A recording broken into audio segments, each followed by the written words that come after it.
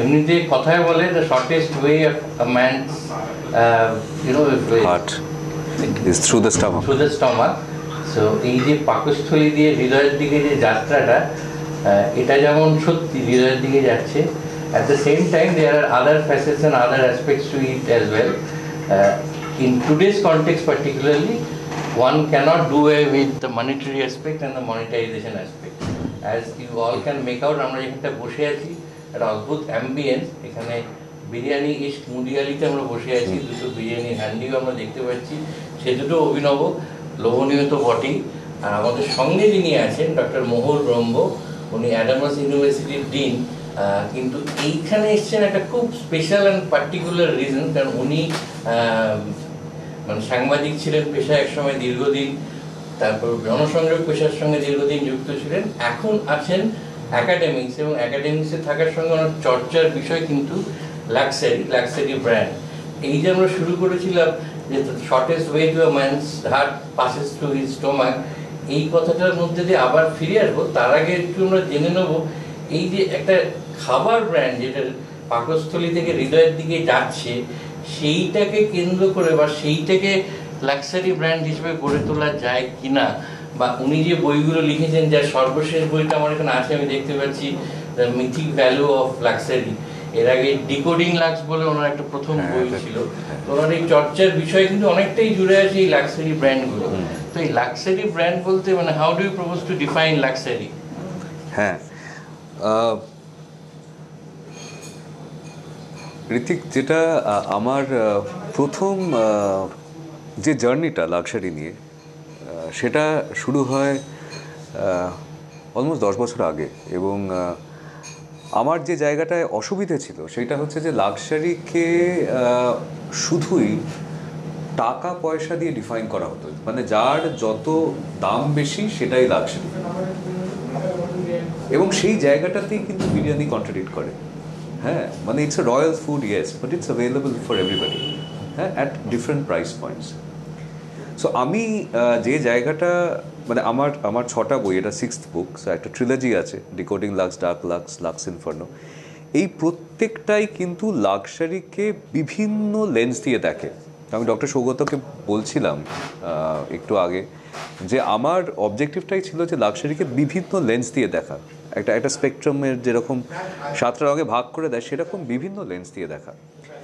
এবং আমি যেটা করেছি আমার লেখার মাধ্যমে সেটা হচ্ছে যে একটা ফিলসফিক্যাল ওয়ে, যে লাক্সারির অ্যাকচুয়াল মানেটা কি ফিলসফিক্যালি যদি আমি দেখি, সেটা লাক্স ইনফার্নোতে ডার্ক সাইড অফ লাক্সারি, মানে ক্রাইমের সাথে লাক্সারির কী কানেকশন সেরকম। এবং এই যে বইটা, যে কারণে আমি বইয়ের রাস্তা দিয়ে আসছি এবং লাক্সারির জার্নি দিয়ে আসছি, সেটা হচ্ছে যে এই মিথিক ভ্যালু অফ লাক্সারি, এটা অ্যাকচুয়ালি আমার রিসার্চ এবং আমার থিওরি, যেটা একটা রিসার্চ পেপার যেটাকে আমি বই হিসেবে এনেছি সবার কাছে, যাতে সবার কাছে এটা পৌঁছয়। সেটা হচ্ছে যে মিথ, আমরা জানি মিথ, এই মিথটা সেঞ্চুরির পর সেঞ্চুরি কী করে থাকে। আমি ডক্টর সৌগতকে এক্ষুনি বলছিলাম যে সেইটার একটা কারণ আছে, এবং সেইটা হচ্ছে যে মিথিক ভ্যালু বলে একটা কনসেপ্ট। মিথিক ভ্যালু অফ কনসেপ্টটা কি? আমরা যদি ভাবি জয় বাবা ফেলুনাথের কথা, জয় বাবা ফেলুনাথ, সেইখানে আমি দেখছি যে একদিকে ফেলুদা, যার মগজাস্ত্র, আর আরেকজন হচ্ছে গুণময় বাগচি, যার পুরোটাই physical, the entire strength is in his body, হ্যাঁ, আর ফেলুদার মাথায়। সত্যজিৎ রায় পর্যন্ত এই দুটোকে কিন্তু আলাদা রেখেছেন, যে একটা হবে বডি, একটা হবে মাইন্ড, কিন্তু অ্যাট ইটস এস্টিম, মানে Gunamoy Bagchi is renowned, Feluda is renowned for their own strength. হ্যাঁ, তো কন্ট্রাডিকশনটা কিন্তু মানে এই যে দুটো যে কন্ট্রাডিক্টরি, আলাদা, গুণময়। হ্যাঁ, এবং আমরা যেটা দেখেছি যে জটায়ুর যে হিরো, হ্যাঁ, প্রখর রুদ্র, সে কিন্তু উচ্চতায় 6 ফুট 4 ইঞ্চি, তার ফিজিক্যালিটি কিন্তু, মানে he is physically very strong and at the same time সে ফেলুদার মতো বুদ্ধিমান। সো প্রখর রুদ্র কিন্তু is an embodiment of a mind and body, in the same person. হ্যাঁ, মানে দুটো কন্ট্রাডিকশন কিন্তু প্রখররুদ্রের মধ্যে আছে, যে কারণে প্রখররুদ্র নামটা আমাদের মনে আছে। হ্যাঁ, সে একটা ক্যারেক্টারের, বইয়ের ফিকশনাল ক্যারেক্টার। সেইভাবেই আমি যেটা একটা এক্সাম্পল যেটা হয়তো সবাই কানেক্ট করতে পারবেন, আর একটা এক্সাম্পল সেটা হচ্ছে অগাস্ট রদার দ্য থিঙ্কার, লেপানসর। হ্যাঁ, যেখানে একজন ভেরি ওয়েল বিল্ড পারসন, সে এরকম করে ভাবছে, একটা ব্রঞ্জ স্ট্যাচু যেটা অগাস্ট রদা করেছিলেন 100 বছরের বেশি আগে। সেই স্ট্যাচুটা, এই লেপানসরটা হচ্ছে যে as an ultimate example of mind and body in the same. যে ওই যে বডি, একজন সে তার ফিজিক্যালিটিটাকে কিন্তু ইগনোর করেনি এটা ভেবে যে আমাকে লোকে বোকা ভাববে। কিন্তু আমাদের কনভেনশনাল থট প্রসেসে আমরা যদি ব্যাপারটাকে একটু অঙ্ক কষেও দেখি, আমরা দেখব যে যেটা আমার কনভেনশনাল কোয়াড্রেন্ট, সেখানে কিন্তু যারা ফিজিক্যালিটির দিকে বেশি যায়, সে মেয়ে যদি বেশি সুন্দর হয় বা ছেলে যদি বেশি সময় জিমে কাটায়, তাদের কিন্তু ইন্টেলিজেন্ট কোশ্চেনটা is a little কোয়েশ্চেন্ড। On the same time কেউ যদি দাবা খেলে, কেউ যদি পড়াশোনায় খুব ভালো হয়, সে যদি রোগা হয়, হ্যাঁ, মানে একদম নার্ডি লুক হয়, তাহলে সে বুদ্ধিমান হোক বা না হোক, তাকে কিন্তু বুদ্ধিমান হিসেবে অ্যাজিউম করা হয়। হ্যাঁ, সো সেইভাবেই এই দুটো কন্ট্রাডিকশনকে রোদা এমবডি করতে পেরেছিল। আমি সেই মিথিক ভ্যালুটাই লাক্সারি ব্র্যান্ডের ক্ষেত্রে করেছি এই বইটাতে। সেই এক্সটেনশনেই দ্য লাক্সারি অফ ফুড, হ্যাঁ, the luxury of biryani, and biryani is a luxury. Hails from a royal. Exactly. So biryani is a luxury because it has an origin of royalty. হ্যাঁ, আর আমাদের কিন্তু ভারতবর্ষের লাক্সারি মানে রয়্যালটি। আপনারা যদি হিস্টোরিক্যালি দেখেন, factually statistics নিয়ে আমি যদি দেখি, তাহলে 1920 সালে রোলস রয়েসের 25% সেলস ইন্ডিয়াতে থেকে শুধু হতো। কাতিয়ারের বিগেস্ট কনসাইনমেন্ট পাটিয়ালা নেকলেস, যেখানে 2500টা ডিবিয়ার্স ডায়মন্ড আছে, একটা 235 ক্যারেটের একটা সেন্টার পিস আছে, সেটাও কিন্তু মহারাজা অফ পাটিয়ালা দিয়েছে। সো এই পুরো লাক্সারি ব্র্যান্ডগুলো কিন্তু চলতো ভারতের পয়সায়। সো সেইভাবেই বিরিয়ানির অরিজিনটাও কিন্তু রয়্যালটিতে, হ্যাঁ, লাইক আ লাক্সারি ব্র্যান্ড। এবং এইটা কিন্তু একটা খুব সুন্দর এমবডিমেন্ট আছে। মানে আমি এটা তো একটা এই জায়গাটা যেখানটা আমি বসে আছি, বিরিয়ানি, এখানে তো একটা এত সুন্দর অ্যাম্বিয়েন্স, হ্যাঁ, এত সুন্দর দ্য রয়্যাল ডাইনিং। হ্যাঁ, তো সেই একটা লাক্সারির ব্যাপার আছে।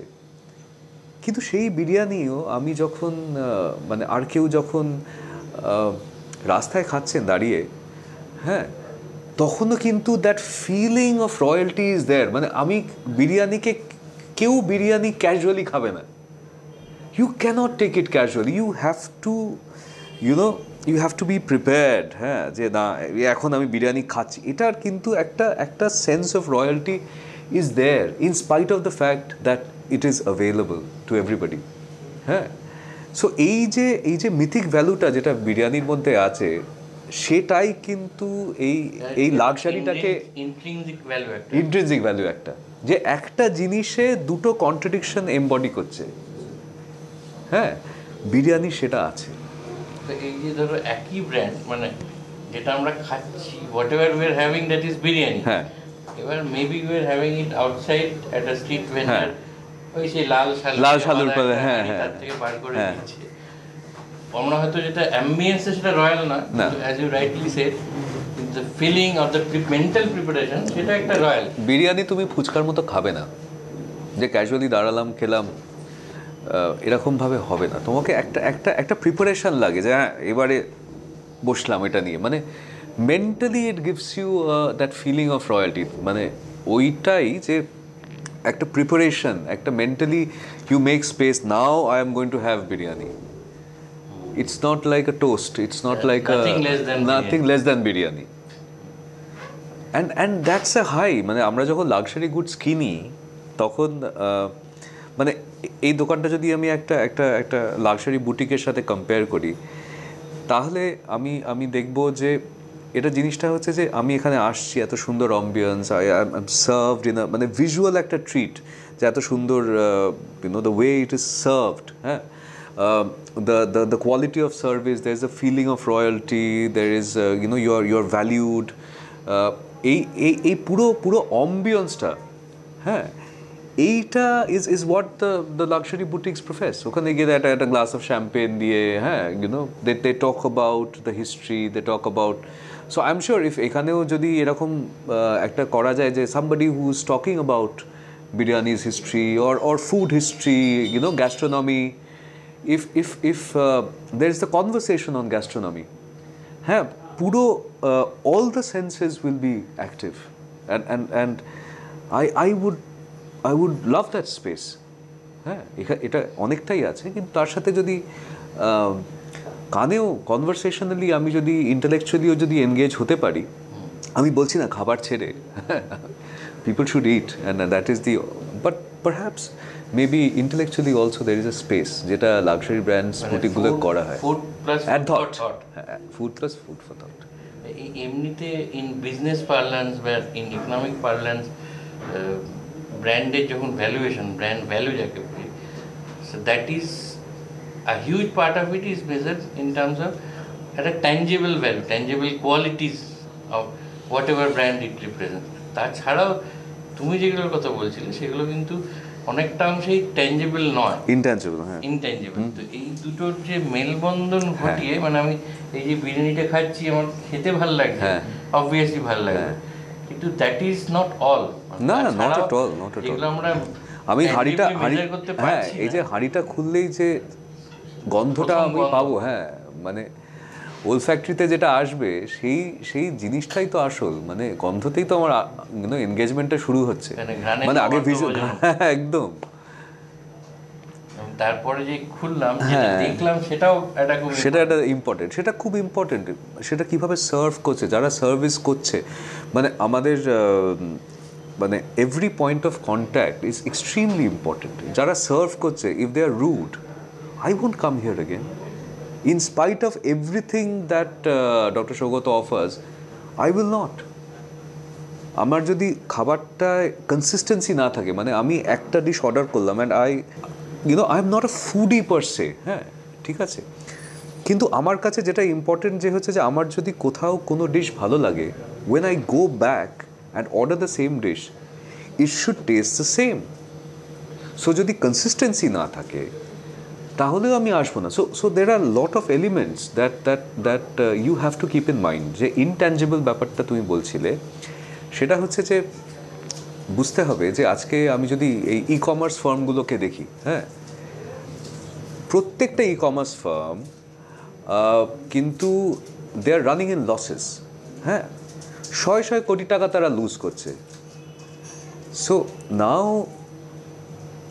In spite of that, look at the value, তাদের এন্টারপ্রাইজ ভ্যালু কত হাই, ইভি যেটা আমরা বলি, হ্যাঁ, it's huge. So whenever they are being bought, they are bought at hundreds of crores, thousands of crores, মানে আরও বেশি। আমি I am just short of zeros আর কি, হ্যাঁ, through my limited middle class imagination, হ্যাঁ।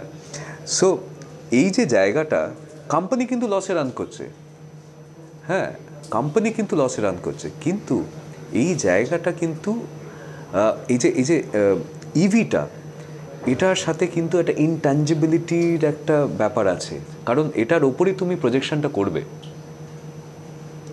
হ্যাঁ। So the tangible and intangible both from an integral part of the valuation of the brand and the enterprise. সেটা বিরিয়ানির ক্ষেত্রে it's not an exception, একেবারেই একদমই নয়। রাইট, মানে আমাকে যেরকম ফুডি বলে I also know you for donkey's years now, all along since you very conscious about choosing your brand, be it a extremely, ঘড়ি হোক, বেল্ট হোক, all along।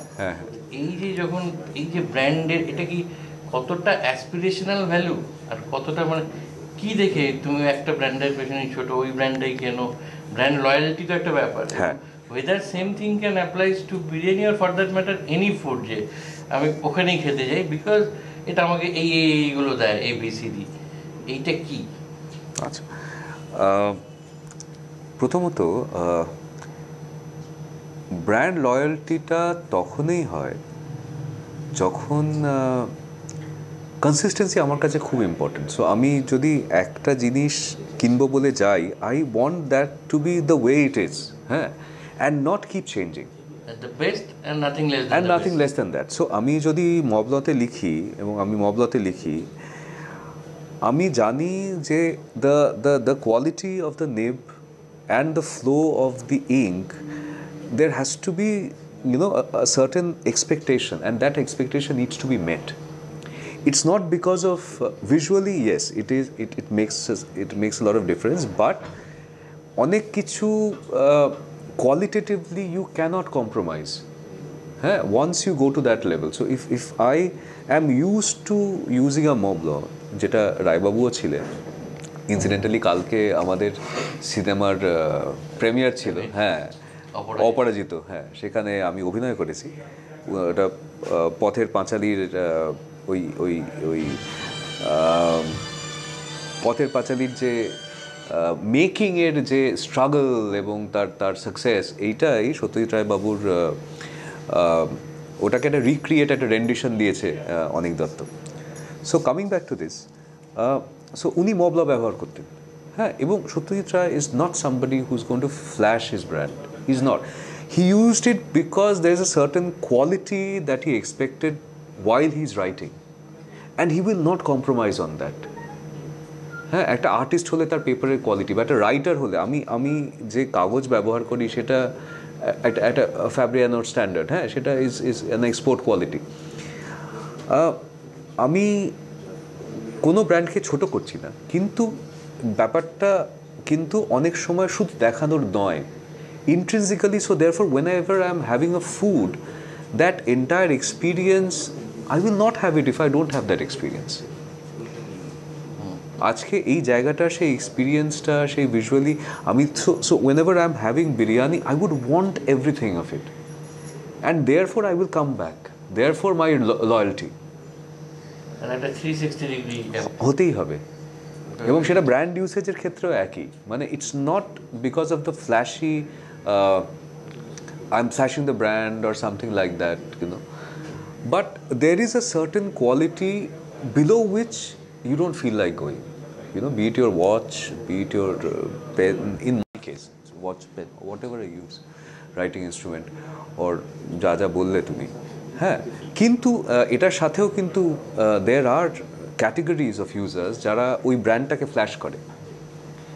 মানে আমি দেখেছি যে there are people যারা মানে জিন্সে অ্যাপেল ফোন ঢুকিয়েছে, কিন্তু ওই অ্যাপেলের লোগোটা জিন্সের পকেট থেকে বেরিয়ে আছে, হ্যাঁ। And I observe people, I observe users, হ্যাঁ। So that is very important for them. So ওই লোগো অ্যাপেলের, তো ফোনটার ইউসেজের জন্য the convenience of the phone, the OS of Apple, it's not because of that, it's because they want that logo to be there. So সেরকমও কিন্তু consumer আছে, এবং যে কোনো ব্র্যান্ড বা যে কোনো এন্টারপ্রাইজের এটা খুব ইম্পর্টেন্ট যে তার কনজিউমার ক্লাসিফাই করা, এবং ওই প্রত্যেকটা কনজিউমারের যে সেড আর আনসেড নিডস আছে সেইগুলো বোঝা এবং সেভাবে কেটার করা। I may be one set, but there may be 4 more sets, হ্যাঁ। সো সেটা কিন্তু সব এন্টারপ্রাইজেরই বা সব এর করা উচিত। I am sure biryani is catering to that.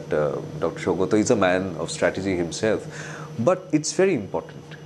এটা কর্পোরেট মি টকিং, বাট যেটা বলছি ওখানে একটা খুব ফান্ডামেন্টাল ডিফারেন্স হয় for any other brand. For instance Montblanc, তুমি ব্র্যান্ডটা কিন্তু আদারওয়াইজ ভিজিবল, মানে যখন ইউজ করছো তাছাড়াও পকেটে গোজা আছে, হ্যাঁ হ্যাঁ হ্যাঁ, এক্স্যাক্টলি, চশমা বলো, ঘড়ি বলো, এই ব্র্যান্ড ভিজিবিলিটি আছে। খাবারটা তুমি খেলে শেষ হয়ে গেলে ইউ ক্যানট ক্যারি, যে তুমি বিরিয়ানিটা ক্যারি করছো, তো ওইখানে খুব ইম্পর্টেন্ট আছে আছে। হোম ডেলিভারিতে কিছু না না, তুমি এখানেই ফেসবুকে ছবি দেবে খাচ্ছ বলে, হাঁড়ির ছবি তুলে দেবে খাচ্ছ বলে এখানে দেবে। সো সেটা তো হচ্ছে, তো ডেমনস্ট্রেশন তো হচ্ছে, নিউ জেন টুলস। আর নিউ জেন তো আর শুধু নিউ জেনে, মানে জেন জিতে আটকে নেই তো, XYও তো তাও করছে না, শুধু তো জেডে আটকে নেই, সবাই ফেসবুক ইউজ করছে, সবাই ইনস্টাগ্রাম ইউজ করছে। So it is not only limited to the gastronomy part of it, it is also আমি এখানে বসে আছি কি সুন্দর একটা অ্যাম্বিয়েন্স, এটা কি জানলাটা কি সুন্দর, তো আমি এই জানলায় বসে বিরিয়ানি হাঁড়িটা দিয়ে আমি একটা ইনস্টাগ্রামে ছবি দেবো। So my experience, my gastronomic experience is not limited to me, it is being demonstrated, and flashed perhaps. So সেখানে holistic as well, because it is not only for you, it is for everybody. So তোমার ছবি দেখে আরেকজন বলবে বা কি সুন্দর, হ্যাঁ সে আসবে। So for the brand also it is important to look at these aspects, because these are very critical aspects. These are reality, you know. Food quality is also important, but the visual treat is also very important. This window is very important. হ্যাঁ, এটা reality, এটাকে মেনে নিতে হবে। যে কোনো brand বিল্ডিংয়ে ওই যেটা তুমি ওই আবার আমি ইন্ট্রিনসিক পার্টটায় চলে আসছি, ওই এন্টারপ্রাইজ ভ্যালিউ বা ব্র্যান্ড ভ্যালিউতে you need to look at these elements. আর যে কারণে বললাম ওই কাস্টমার স্ট্র্যাটিফিকেশনটা খুব দরকার, খুব দরকার। এবং তার মেট আর সেড অ্যান্ড আনসেড নিডস বা মেট and unmet needs. Mate need বা সেড নিড হচ্ছে যে আমি বিরিয়ানি খাবো, আমি এটা খাবো, আমি এটা খাবো, এটা খাবো, এবং সেড নিডস হচ্ছে the quality of the food has to be good, because I have eaten elsewhere, so you know I'm definitely comparing in my mind. হ্যাঁ হবেই, I'm definitely comparing in my mind. I'm comparing the ambience, I'm comparing the price point. হ্যাঁ, আমি কি options আছে আমি সেটা দেখছি। So এটা হচ্ছে, কিন্তু আনসেড নিড হচ্ছে হ্যাঁ যাওয়ার সময় একটা বললো যে এটা শেফ স্পেশাল কমপ্লিমেন্টারি আপনার জন্য, একটা ছোট্ট কিছু, হ্যাঁ সেটা হচ্ছে unsaid need. Everybody wants to be treated special. সেই খেয়ালটা কিন্তু রাখতে হবে, সেই পার্সোনাল টাচটা, কাস্টমাইজেশনটা করতেই হবে। এবং সেটা যদি সবাইকে এক তুলিতে দেখা হয় সেটা হবে না। You ought to be very very customer specific and have to give them that special treatment. That's good for the brand, that's wonderful for the brand. একটা না জিজ্ঞেস করে পাচ্ছি না, তুমি এক্ষুনি তোমার লাস্ট ফিল্মটার কথা বললে অপরাজিত, যেটাতে পথের পাঁচালী তৈরির সময় যে স্ট্রাগলগুলো সেইগুলোকে ফুটিয়ে, উইচ মিন যে ওই যে মানে যেমন সত্যজিৎ বাবু উনি একটা he created a brand for himself. On a film, they have created a brand for themselves. Similarly, for instance, like a biryani has to create a brand for itself. তখন maybe few years down the road, people will talk about, or maybe কিভাবে বিরিয়ানিটা তৈরি হতো, কিভাবে ছোট ছোট little things সেগুলো collection করা হতো, কোথা থেকে হাঁড়ি কি দরকার, এইগুলো নিয়েও কথা হতে পারে। এগুলো নিয়ে কথা দরকার, এগুলো নিয়ে যেটা তোমাকে বলছিলাম যে intellectually it has to stimulate you, gastronomically it stimulates, হ্যাঁ olfactory it stimulates, visually it is stimulating, খুব সুন্দর করে বানানো হয়েছে এটা, কিন্তু ইন্টেলেকচুয়ালি স্টিমুলেট করা দরকার, তাহলে এনগেজমেন্টটা হাই হবে। তোমার যে ব্র্যান্ড লয়্যালটি, আমি খেতেও আসছি কিন্তু খাবার সাথে একটা খুব সুন্দর জিনিস শুনছি, হ্যাঁ সেই জায়গাটায় আমি ইন্টেলেকচুয়ালি কোথাও একটা কানেক্ট করছি, আমাকে একটা জায়গায় এটা এনগেজ করছে মাল্টিপল লেভেলস। তাহলে লোকে are not only comparing food or price point, they have other hooks যেটা দিয়ে আমার ব্র্যান্ড লয়্যালটি আমি ক্রিয়েট করতে পারছি। মানে আমি বিরিয়ানিস খেয়ে না এসে আর একটা জায়গায় যাব, এই থট প্রসেসটা কিন্তু will not only depend on price point, it will exactly, সেইখানে কিন্তু ইনট্যাঞ্জিবলটা ম্যাটার করে। Price point is a tangible factor, the quality of food is a tangible factor. What if they are comparable, similar, then what else are you giving? হ্যাঁ, সেই জায়গাটা কিন্তু ভাবনা চিন্তার জায়গা, সেটা স্ট্র্যাটেজির জায়গা। এবং সেখানে ব্র্যান্ড লয়্যালটি ক্রিয়েট করতে গেলে আগে কাস্টমার স্ট্র্যাটিফিকেশন করতে হবে, তার সেট আনসেট নিডগুলো বুঝতে হবে, তাহলেই হয়ে যাবে। এবং সেটা কিন্তু ইভলভ করবে। আর সত্যজিৎ রায় কিন্তু এই মিথিক ভ্যালুর একটা খুব বড় এক্সাম্পল। মানে এই সাদা পাঞ্জাবি আর পায়জামা পরে, হ্যাঁ এরকম সাহেবের মতো ইংরেজি বলা বা পাইপ খাওয়া, এক্স্যাক্টলি। সো সেই বাঙালিয়ানা সাহেবিয়ানা দুটো একসাথে একটা মানুষের মধ্যে, এই জন্যে কিন্তু ওই ইমেজারিটা আমরা কেউ ভুলি না। মানে আমরা জিনিসটা সাবকনসিয়াসলি করি, আমি জিনিসটাকে থিওরাইজ করেছি, এবং সেটা বিরিয়ানির ক্ষেত্রেও প্রযোজ্য। আমরা অনেক কথা কি শুনলাম, মানে এতক্ষণে এত বেশি স্টিমুলেশন হয়ে গেছে যে এরপর আর খাবার থেকে নিজেদের বেশিক্ষণ দূরে রাখা ঠিক না। এই যে ব্র্যান্ডের কথা আমরা এতক্ষণ আলোচনা করলাম, আমার খুব ধারণা বিরিয়ানি তো অলরেডি এটা কলকাতার one of top brand, best biryani brand, এবং কালে কালে যেটা হবে ডক্টর মোহুল রম্বুর কোনো নেক্সট সিকুয়েল টু এই যে লাক্সারি ব্র্যান্ড বা ডিকোডিং লাক্সারি সিরিজের কোনো বইতে একটা বেস্ট বিরিয়ানি ব্র্যান্ড হিসেবে এটা উঠে আসবে। তখন আমরা মনে হবে যে আমরা একদিন বসে এই ব্র্যান্ডটার ইন্ট্রিনসিক ভ্যালু নিয়ে আলোচনা করেছি, সেটাও একটা আমাদের কাছে একটা অন্য রকমের স্টিমুলেশন হবে। একদম তাই, এবং আমরা আবার আসবো ঘুরে ফিরে, আমরা নিশ্চয়ই at the end of the day যেটা দাঁড়াচ্ছে, একবার আসা বারে বারে আসা, তার জন্য যে দরকার ইন্টেলেকচুয়াল এবং গ্যাস্ট্রোনমিক্যাল স্টিমুলেশন, এটা সবই এখানে উপস্থিত। আমরা তো আসছি একবার এবং বারে বারে, আশা করছি আপনারাও আসবেন। একদম। You rightly mentioned about the mythic value of biryani. তো তুমি অনেকবার রেফারেন্স দিচ্ছিলে ডক্টর সৌগত ব্যানার্জি, যিনি ওনার, আর যিনি ইনফ্যাক্ট হোল আইডিয়াটা কনসিভ করেছেন, সৌগত ব্যানার্জি আমাদের সঙ্গে আছেন। আমি সৌগতকে একটু জিজ্ঞেস করবো যে এই যে বারবার ডক্টর রম্বু বলছিলেন যে মিথিক ভ্যালু অফ বিরিয়ানি, তো বিরিয়ানির মধ্যে আর একটা অ্যাসপেক্ট, এটা অনেক সময় মনে করা হয় বিরিয়ানি যেরকম একটা সিনফুল প্লেজার, যেটা আইসক্রিম চকলেট সম্বন্ধে বিরিয়ানি সম্বন্ধে ব্যবহার করা হয়।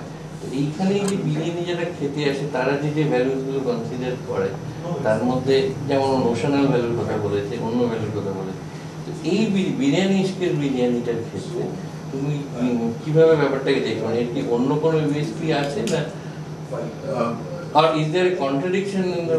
That's an interesting point, and I first must start by saying I really enjoyed Dr. Brahma's analysis. Thank you. It's very insightful. And about it, it's particularly there is a ring that's true for us. সেটা হচ্ছে যে biryani has been traditionally associated with being sinful, যেটা তুমি বললে, plus over the years আরেকটা জিনিস develop করেছে বিরিয়ানির মধ্যে, সেটা হচ্ছে যে বিরিয়ানি খেলে এটা মানে একটু sinful শুধু নয়, harmful. Right. There is one aspect of indulgence which is sinful. আপনি ভালো ঘি খেতে পারেন, that is sinful, but সেই quantity may not be that harmful. Right. Eventually, আপনি chemical Khan, that is actually harmful. So আমাদের বিরিয়ানির মধ্যে এইখানে একটা পয়েন্ট অফ কমনালিটি যেটা দেখা যাচ্ছে, সেটা হচ্ছে যে the reason I founded biryani company more than 8 years ago is I wanted to indulge in the best possible biryani without clogging my arteries. Right. Me and my family. So I founded biryani company on the premise যে আমাদের বিরিয়ানিতে number 1 কোনোদিন কোনো ডালডা বা heart ক্লগার থাকবে না, number 2 no chemicals, and number 3 we use the purest ingredients. সবাই বলে আমরা purest ingredient করি, কিন্তু আমরা কি করি, আমরা হোল স্পাইস ছাড়া ইউজ করি না। কেরালা এটসেট্রা থেকে আমরা স্পাইস সোর্স করি, হোল স্পাইসেস, যার পিওরিটি আমরা অ্যাসিওর করতে পারি। পাউডার স্পাইসে পিওরিটি অ্যাসিওর করা সম্ভব নয়। আমরা সেভাবে হোল স্পাইসেস ইউজ করি, আমরা ন্যাচারাল স্যাফরন ইউজ করি, এবং আমরা ইউজ করি দেশি ঘি অ্যান্ড সানফ্লাওয়ার অয়েল। সো আমাদের যারা লয়াল কাস্টমার্স, দে সোয়ার by the biryani that they eat, because তাদের কাছে একটা জিনিস যেটা ক্যারি করে, they don't carry the biryani to the next day in their stomach. Okay, so there is ঢেকুর নেই, বাঙালির কাছে ঢেকুর একটা খুব ইম্পর্টেন্ট জিনিস। আপনি রাত্রিরে বিরিয়ানি খেয়ে যদি মাঝরাত্রে ঘুম ভাঙে আপনার ঢেকুর উঠছে, that we can guarantee এটা আপনার হবে না। and আমাদের বিরিয়ানির এই কনটেক্সটে the mythical aspect and the controversy is যে দেখুন biryani, it does not have to be sinful or it does not have to be harmful to enjoy fine, classy biryani. That is our biryani. It is fine, it is classy, you enjoy it, it is subtle, it is completely not sinful. Obviously, anything in excess can have different effects, but we are saying that consciously there are no chemicals, no heart cloggers in terms of bad oils, and purest ingredients, and I've got them tested by the labs. So many of the common chemicals that most other places use, we don't. We have very pure, we have a puritanical approach to biryani. What we want is fine, classy biryani without the negative side effects. You have it and enjoy it too. You can, yes, that is the way. That is, I mean, with the chilo jami, anything that you like is either immoral or unhealthy or whatever. Yeah. So we disagree. You can have this in moderation, of course, but it won't harm.